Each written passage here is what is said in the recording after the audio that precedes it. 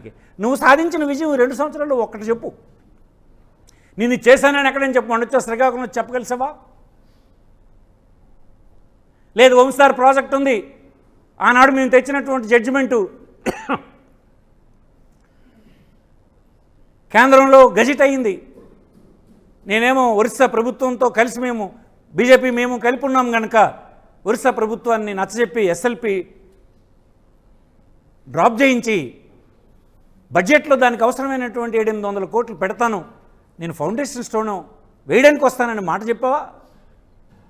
ఏమిటండి మీరు చేసేది? ఆనాడు జగన్మోహన్ రెడ్డి ఈ పట్టణం, ఈ నియోజకవర్గానికి, ఈ జిల్లాకి ఇచ్చినటువంటి బుడగట్లపాలెం ఫిషింగ్ హార్బర్ని నువ్వు వచ్చిన తర్వాత ఎత్తేశారు. ఇలాంటి బీద జిల్లా పట్ల ఇదేనా నువ్వు అనుసరించాల్సిన పద్ధతి? ఈ ఫ్యాక్షన్ కబుర్లు చెప్పి మళ్ళీ అధికారం తీసుకోవాలన్న ప్రయత్నం తప్ప నీ దీంట్లో ఎక్కడుంది చిత్తశుద్ధి అని అడుగుతున్నాను నేను. ఎవరో చేసినటువంటి పోర్టు, ఎవరో చేసిన ఎయిర్పోర్టు మా ప్రభుత్వంలో జరిగినటువంటి, ఎవరి ప్రభుత్వ కాలంలో ఫైనాన్షియల్ క్లోజర్ అయినాయి, ఎవరి ప్రభుత్వ కాలంలో ఆ రెండింటికి పర్మిషన్స్ అన్నీ వచ్చినాయి, ఎవరి ప్రభుత్వ కాలంలో భూమి ఎక్వైర్ చేశారు. ఇప్పుడు వాటికి అవసరమైనటువంటి సీపోర్ట్కి లోన్ శాంక్షన్ చేయించింది ఎవరు? లోన్ ఇప్పించింది ఎవరు? ఎయిర్పోర్ట్కి ప్రైవేట్ పీపుల్తో అగ్రిమెంట్ అయ్యింది ఎవరు? ఎయిర్పోర్ట్కి డబ్బు మీ బడ్జెట్లో పెట్టింది కాదు కదా, ఒక ప్రైవేట్ డెవలపర్ పెడతాడు. దానికి అవసరమైన భూమి, ఇతర పర్మిషన్స్ అన్నీ మా ప్రభుత్వం తెచ్చింది. అవి చెప్పుకొని తిరుగుతున్నారు. అవి చెప్తున్నప్పుడే మాకు అర్థమైపోతుంది, ఇంకొకటి చెప్పుకోవడానికి మీకు లేదు. అందుకోసం ఈ నిస్సహాయమైన, నిరుత్సాహకరమైన పాత స్ట్రాటజీలను ప్రజల మీద ప్రయోగించాలని మీరు అనుకుంటున్నారు. కానీ 164 సీట్లు వచ్చినటువంటి మీకు ఏ భ్రమపడి ప్రజలు వేశారో ఆ ప్రజలు మిమ్మల్ని ఖచ్చితంగా నిలదీస్తారు, దీని మీద అడుగుతారు. ఇవి కాదు మీరు చెప్పాల్సినవి, అధికారంలో ఉన్నటువంటి వాడు ఇవి చెప్పాల్సినవి కాదు. నువ్వేం చేసావు, నీ పెర్ఫార్మెన్స్ ఏంటో అది చెప్పాలి. ఇవాళ కాకపోతే ఎన్నికలు వచ్చే నాటికైనా నీ పెర్ఫార్మెన్స్ మీద నువ్వు ఓటు అడగాలి తప్ప అక్కడెక్కడో అలవలు తన్నుకుంటున్నారు, ఒక వ్యక్తిని టార్గెట్ చేసి చెప్పేసి మిగతా ఓట్లు వేయించుకుందాం అన్నది అది మొన్నెప్పుడో ఒక చిన్న విషయంలో జరిగింది. ఆ ప్రజలు ఇప్పుడు తప్పు తెలుసుకున్నారు. అలాంటి భూములు అలా తీసుకోవడానికి అవకాశం లేదని వాళ్ళకి ఇప్పుడు తెలిసింది. ఆయన చేసిన సర్వే బాగుందని ఎక్కడ ఏ రైతు నోటైనా ఇప్పుడు వింటున్నాము. ఆ రాయి మీద బొమ్ముంటే తప్పేంటని ఆ రైతులు ఇప్పుడు ప్రశ్నిస్తున్నారు. నువ్వు చేస్తుందేంటి? మీ కార్యాలయాన్ని అవినీతిమయమైపోయినాయి, ఎమ్మెల్యే చేతుల్లోకి వెళ్ళిపోయినాయి. ఎమ్మెల్యేలు ప్రధానికి ధరలు పెట్టి డబ్బు కలెక్ట్ చేసుకుంటున్నారు. మీరేమో వాళ్ళకి పూర్తిగా కలెక్ట్ చేసుకోండి అని వదిలేశారు. వాళ్ళు ఇన్నిసార్లు చెప్తున్నాను నేను, మట్టి అమ్మేస్తున్నారు, ఓక అమ్మేస్తున్నారు, తర్వాత పేడ అమ్మేస్తున్నారు, ఇసుక అమ్మేస్తున్నారు. ఇంక అమ్మడానికి ఇంకేంటి ఉంది? ఏది దొరుకుతుంది అమ్మేస్తున్నారు. వాళ్ళకి ఎవరికి నువ్వు నచ్చ చెప్పేటువంటి పరిస్థితి లేదు.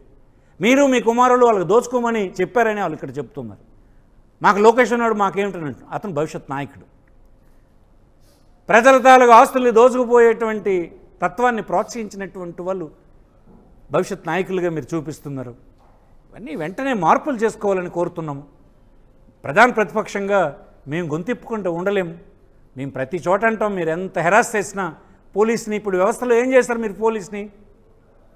పోలీస్ని ఒక ఆర్గనైజ్డ్గా క్రైమ్ పోలీస్ చర్చ చేయిస్తున్నారు. అది ఒక రకంగా నిజంగా ఫ్రాక్షన్. అది ఇంటెలిజెంట్గా పోలీస్ చర్చ చేయిస్తున్నాం. పోస్ట్ పెడితే వాడిని పిలుస్తున్నారు ప్రతి ఇంటి నుంచి. ప్రజాస్వామ్యంలో ఒక వాస్తవం పౌరులు తెలియజేసే ఒక కార్యకర్త మీకు ద్రోహిలా కనిపిస్తున్నాడు, అది పోలీసులు చర్చ చేయిస్తున్నాం. ప్రతి ఎమ్మెల్యే ఎస్పీకి ఫోన్ చేయడం, వాడిని పలానా అరెస్ట్ చేయండి అని చెప్పడం. ఈ పద్ధతులు ఎక్కడ దారితీస్తాయో నీకు తెలుసా? ఇలాంటివే మీ అనుభవంతో ఈ రాష్ట్ర ప్రజలకి నేర్పినటువంటి పాఠాలు. ఇది కరెక్ట్ కాదని మనం వచ్చేస్తుంది. రకరకాల మీడియా సంస్థల ద్వారా వచ్చినటువంటి విషయాల్ని ప్రజల మధ్యకి వెళ్తాయి. అందులో వాస్తవం ఏంటో తెలుసుకుంటారు, తెలుసుకొని తగిన విధంగా తీర్పిస్తారు. ఎంతమందిని హింసించగలరు? 5 కోట్ల మందికి కూడా మీరు అరెస్ట్ చేస్తారా? అన్ని జైళ్ళు ఉన్నాయా? అంతమంది పోలీసు అధికారులు ఉన్నారు అరెస్ట్ చేయడానికి? అది సాధ్యమేనా?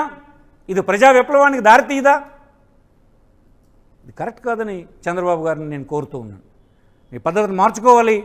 ఈ ఫ్యాక్షన్ ఒక వ్యక్తిని టార్గెట్ చేసి మీ బాధ్యతల నుంచి మీరు తప్పించుకునేటువంటి పని చేస్తే మేము ఒప్పుకోము.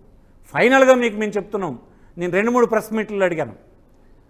రాజ్యాంగంలో పేర్కొన్నట్టుగా రాష్ట్రానికి వనగూరినటువంటి సంపద వెనుకబడిన ప్రాంతాలకు సరిసమానంగా పంపిణీ జరగాలన్నటువంటి డిమాండ్ మేము ఎప్పటికీ వినిపిస్తూనే ఉంటాం. మాలాంటి వెనుకబడిన ప్రాంతాలు ఈ రాష్ట్రంలో ఉన్నటువంటి ఉత్తరాంధ్ర, రాయలసీమ, ఇతర ప్రాంతాలు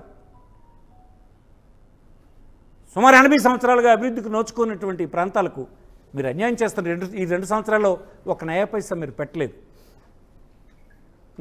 నా ఈ ప్రెస్ కాన్ఫరెన్స్ చూసినటువంటి పౌరులకు అర్థం కావచ్చు, మా జిల్లాలో అయితే ఒక్క పైసా పెట్టలేదు. మీరు ఎక్కడైనా ఈ వెనుకబడిన ప్రాంతాల్లో ప్రభుత్వం పెట్టుబడి పడి ఒక ఆస్తి క్రియేట్ చేసిందన్నది ఎక్కడైనా మీరు చూపితే నా దృష్టికి తీసుకురావచ్చు.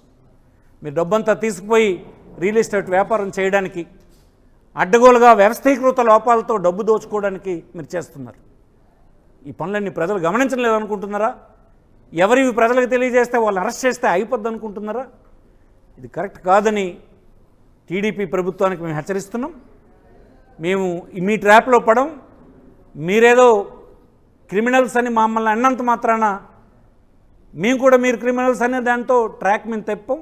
మీరు 164 సీట్లు సంపాదించినటువంటి తీరుకి, ఆనాడు చెప్పినటువంటి మాటలకి మీ పరిపాలనలో కనిపించకపోతే మేము అడుగుతూనే ఉంటాం, ప్రశ్నిస్తూ ఉంటాం, నిరసనలు తెలియజేస్తూనే ఉంటాం. ఎన్నికలు వచ్చినప్పుడు మిమ్మల్ని ఓడించి తీరుతామని ఈ సందర్భంగా మనవి చేస్తున్నాం. నమస్కారం.